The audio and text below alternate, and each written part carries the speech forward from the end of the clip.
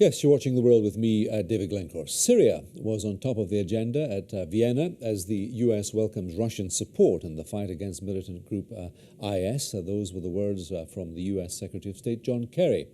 Well, Kerry started a day-long series of meetings with Saudi Arabian Foreign Minister Adel Al-Jubeir as well as his Turkish counterpart. Mr. Kerry met also with Russia's Sergei Lavrov separately. Russia, of course, the prime backer of Syria's Bashar al-Assad. Well, for more on that story, I'm joined now in the studio by our international affairs analyst, Marco Vicenzino. Very good evening to you, Marco. This didn't get very far, and I think that next week there's another round of discussions that they hope to widen out a bit. But what are the main obstacles? Obviously, the US saying that Assad should go is a main obstacle. Basically, what Russia is trying to do is say, with the beginning of the intervention, one has to look at it militarily and diplomatically. On the military front, they're trying to change the balance of power on the ground, which will give them the leverage to be able to change the balance of power at the negotiating table. Now, whether that military offense, that military support will bear fruit remains to be seen, but what it's doing so far, it's giving it much needed leverage at the diplomatic front. And all along, there were two preconditions. One, that Assad would have to go, and two, that you exclude Iran, doesn't have a place at the table. Now, on both fronts, it seems like Kerry now is fairly somewhat open to the idea of having Iran at the negotiating table. And then secondly, on the Assad regime, that's the main concern of Russia is that the regime survives.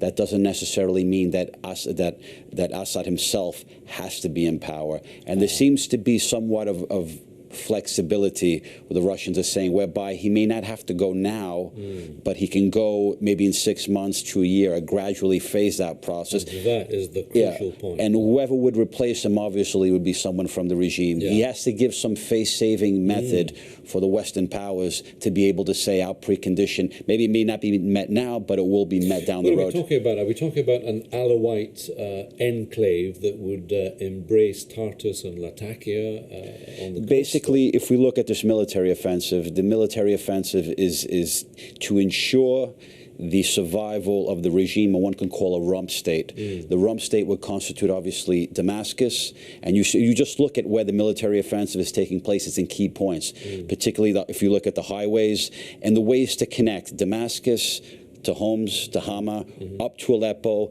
and then to the coastline, Latakia. So the Russians obviously want to secure their port. They have an air base now in Latakia, and in a way that remains their final place where they actually have a presence in the Middle East. But they also have a long-term goal, is to restore Russia's position as a key player in the Middle East, which ended with the Cold War. This was the game plan all along. It's all part of it. There's all different elements to it. But basically, like I said, not only just changing the balance of power on the ground, the battlefield, changing it not just in terms of the diplomatic table, but the long-term goal of helping to reshape the strategic balance of power within the Middle East itself, whereby Russia realizes it will not be the key player, but it wants to be a key player in the region, together with other powers, whether it be Turkey, Egypt. Also, for example, proactively Lavrov, the Russian foreign minister, said not only Iran be at the table, but also Egypt should have a place at the table. Obviously, Egypt being a Western ally, it's a way for them to say, we want to take an inclusive approach to the region. And just one more thing is regarding Iran, there's this idea that Russia is joining a front with Iran. Its alliance with Iran is just converges in terms of Syria. Russia's not stuck to Iran.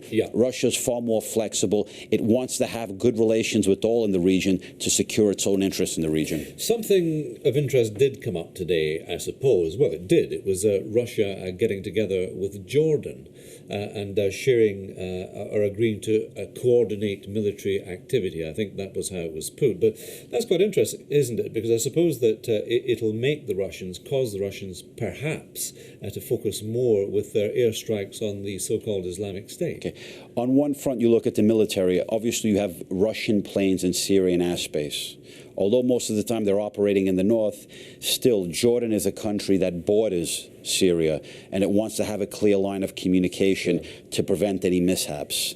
So that's in purely practical terms. In a second way, what I spoke about before, about Russia wanting to begin to help shape and reconfigure the balance of power. Jordan has remained a key American ally for decades now, and it will remain a key element for decades, but Russia wants to be seen as a fair player in the region and with all powers. Like I said, it wants to include Egypt at the table when the Egyptian necessarily may not have asked for it, but at the same time building up practical relations with the Jordanians in a way of saying we're an inclusive player in the region, you build goodwill. You build goodwill, that secures your interest in the long term. Marco, thank you very much indeed for that analysis tonight.